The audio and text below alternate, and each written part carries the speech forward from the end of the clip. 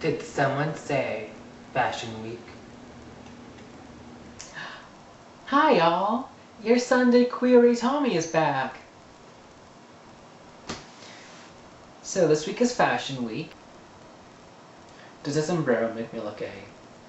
And my fashion is best described as what I lovingly call untucked drag queen. Basically, untucked drag queen comes from just at the end of the night when you're in drag and you're able to go home, take the wig off, and untuck. You don't want to deal with people, you don't want any issues, you just want, a glass of wine, preferably from the box and in a mug, and you just watch some reality TV that's just trashy and relaxes you. Because after 7 hours of dancing in heels, you're kind of like, I'm done. I'm gonna cut a bitch. So I take my untucked drag queen look and apply it to when I'm not in drag. For example, I wore this look. Photo. Yay, it works. To a Cinco de Mayo party that a friend was having in their dorm room, and on the way out, I got quite a few looks because I passed this big group of guys and they all did a simultaneous double take. I think it scared my friend a little bit that I was leaving with, but I thought it was kind of funny. He looked at me after we got out of the dorms and he's like, "You got some balls for doing that. I could never do that." I'm like, it's fun.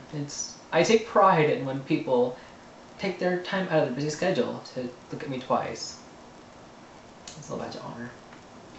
Or if I'm going clubbing, I wear something a little bit more practical but still applying that untucked drag queen look. Yeah, that photo works again. So in high school, I wore a lot of grays and a lot of blacks that were kind of baggy to hide that I was overweight a little bit and to hide my personality because I wasn't quite out at that time.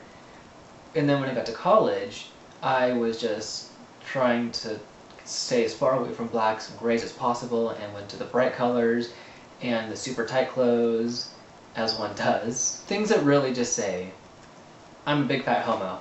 As this shirt says. Because, really, gay marriage, what the fuck is it to you? So my style reflects pretty well who I am, since it's a very spastic style, and I have a very spazfab queer personality. Trademark word, spazfab. I have a lot of very stereotypical gay man clothing, which I'm fine with because it goes with my personality. Basically, if I could, I would just go all Atlanta gaze from The Real Housewives of Atlanta and wear 8-inch heels everywhere, all day, every day. But if I did that, my ankles would snap in half, and I couldn't even wear cute flats after that. So, and we can't have that, because I like my cute flats. My biggest inspiration for my untucked drag queen look when I'm in drag and when I'm doing drag adjacent is like the 90s New York club kid phenomenon, because all you need for that is some useless objects and hot glue. If you can't sew, use hot glue. If you can sew your heart out. But I like the hot glue gun.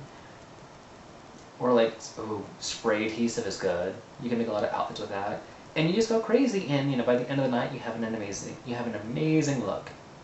For example, in the Cinco de Mayo party pic I showed earlier, this little hat accompanied it, and I just ripped this little sombrero off a little marionette that didn't need it anymore, used some spray adhesive and glitter, and popped that sumbitch on my head, and it somehow stayed the entire night.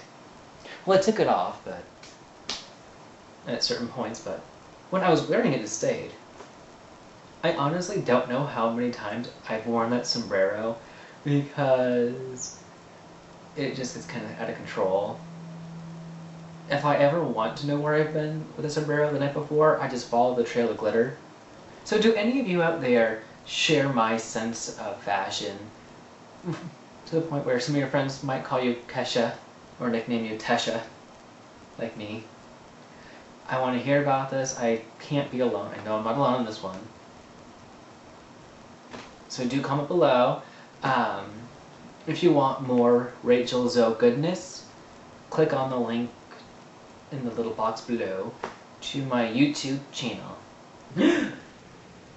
YouTube Chanel? Oh my god. Karl Lagerfeld is so brilliant. He's like beyond, so beyond.